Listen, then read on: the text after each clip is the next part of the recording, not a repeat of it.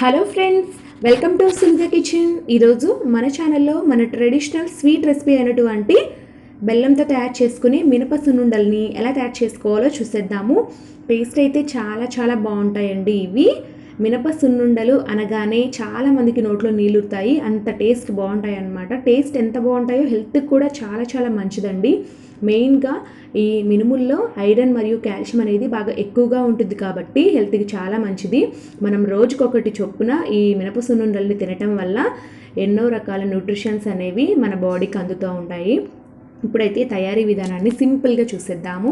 ముందుగా స్టవ్ వెలిగించి ఒక మందపాటి కడాయి పెట్టుకొని అందులోకి 1/2 kg వరకు మినపగుళ్ళు యాడ్ చేస్తున్నాను. నేను ఇక్కడ నల్ల మినపగుళ్ళు తీసుకున్నాను, అంటే పొట్టుతో ఉన్నవండి. ఇలా పొట్టుతో ఉన్న మినపగుళ్ళు తీసుకోవడం వల్ల న్యూట్రిషన్స్ అనేవి అదనంగా అందుతాయి. ఈ పొట్టులో కూడా కొన్ని న్యూట్రిషన్స్ అనేవి ఉంటాయన్నమాట. సో అందుకోసమే ఇలా నల్ల మినపగుళ్ళని తీసుకుంటున్నాను. ఒకవేళ మీ దగ్గర ఇవి లేకపోతే పొట్టు లేని మినపగుళ్ళతో అయినా చేసుకోవచ్చు, ఏం ప్రాబ్లం లేదు. ముందుగా అయితే నేను ఈ మినపగుళ్ళని 1-2 సార్లు వాటర్తో శుభ్రంగా కడిగి ఎండలో ఆరబెట్టుకున్న తర్వాతే ఇలాగ డ్రై రోస్ట్ చేస్తున్నానండి. నేను డైరెక్ట్గా వేయించట్లేదు. మనం ముందుగా శుభ్రంగా కడిగి ఆరబెట్టుకోవడం వల్ల వాటి పైన ఉన్న దుమ్ము అంతా కూడా పోతుంది. ఇప్పుడైతే ఈ మినపగుళ్ళని చాలా ఓపిక్గా వేయించుకోవాలండి. 15 to 20 minutes పాటు స్లో ఫ్లేమ్లోనే వేయించుకోవాలి. అంతకు మించి ఫ్లేమ్ అనేది పెంచకూడదు. ఎంత స్లో ఫ్లేమ్లో మనం బాగా ఈవెన్గా వేయించుకుంటామో మినపగుళ్ళు అంత చక్కగా వేగుతాయండి. టేస్ట్ కూడా చాలా బాగుంటాయి అన్నమాట. సున్నుండలు చేసుకున్నప్పుడు ఒక 15 to 20 minutes పాటు బాగా దూరగా వేయించుకున్న తర్వాత ఫ్లేమ్ని ఆఫ్ చేసేసుకొని ఈ మినపగుళ్ళని పూర్తిగా చల్లారబెట్టుకోవాలి. పూర్తిగా చల్లారిన తర్వాత ఒక మిక్సీ జార్ తీసుకొని కొద్దిగా మినపగుళ్ళు వేసుకుంటూ అలాగే 1 టీ స్పూన్ దాకా బియ్యాన్ని వేసుకుంటూ గ్రైండ్ చేసుకోవాలన్నమాట. మనం రెగ్యులర్గా అన్నం వండుకుంటాం కదండి, ఆ బియ్యం వేసుకుంటే సరిపోతుంది. ఒక్కొక్క టీ స్పూన్ దాకా వేసుకోండి. మిక్సీ జార్లో వేసుకున్న ప్రతిసారి కూడా ఇలాగా కొద్దిగా బియ్యం వేయడం వల్ల మనకి మినప సున్నుండలు తినేటప్పుడు కాస్త బరకగా ఉండి మరి పైన అంగిటికి అలాగే పళ్ళకి అతుక్కోకుండా ఉంటుంది. సో అందుకోసమండి ఇలా మొత్తం మినపగుళ్ళని గ్రైండ్ చేసుకున్న తర్వాత ఈ పౌడర్లో తగినంత బెల్లం వేసుకోవాలి. మనం ఎంతైతే మినపగుళ్ళు తీసుకున్నామో సున్నుండలకి 1/2 kg తీసుకున్నాం కదా, సో 1/2 kg బెల్లాన్ని ఇక్కడ యాడ్ చేస్తున్నాను. బెల్లాన్ని ముందుగానే నేను గ్రైండ్ చేసి వేస్తున్నానండి. ఇలా గ్రైండ్ చేసి పొడి కొట్టుకొని వేసుకోవడం వల్ల చాలా త్వరగా కలిసిపోతుంది పిండిలో. ఇప్పుడైతే ఇందులోకి మంచి ఫ్లేవర్ రావడం కోసం నేను ఇక్కడ ఇలాచీ పౌడర్ని 1 టీ స్పూన్ దాకా యాడ్ చేస్తున్నాను. ఇప్పుడైతే ఈ మూడింటిని కూడా చక్కగా కలుపుకోవాలి. బాగా కలుపుకున్న తర్వాత ఎక్కడ కూడా ఏమి చిన్న గడ్డలు కూడా లేకుండా కలుపుకున్న తర్వాత ఇందులోకి బాగా కరిగించిన నెయ్యిని ఒక 1/2 kg వరకు కొద్దిగా వేసుకుంటూ కలుపుకోవాలి.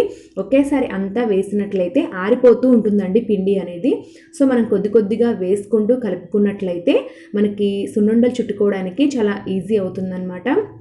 ఇలా చూడండి, నెయ్యి వేసిన తర్వాత మొత్తం ఒకసారి ప్రెస్ చేసినట్లయితే ముద్దలాగా కడుతుంది. అంటే మనము లడ్డు చుట్టుకోవడానికి అనువుగా ఉందండి మిశ్రమం అనేది.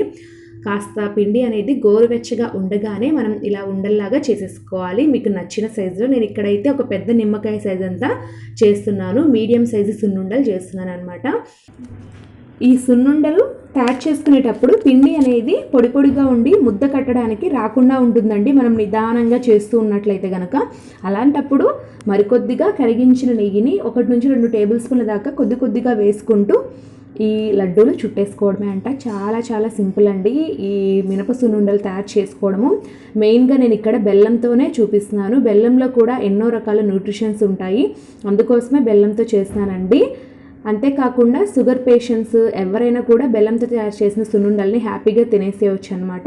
ఇక్కడ బెల్లంతో తయారు చేశాను కాబట్టి ఇలాగే చేయాలని ఏమీ లేదు. పంచదారతో కూడా ఇదే ప్రాసెస్లో సరైన కొలతలతో చేసుకుంటే పర్ఫెక్ట్గా వస్తాయి సున్నుండలు అనేవి.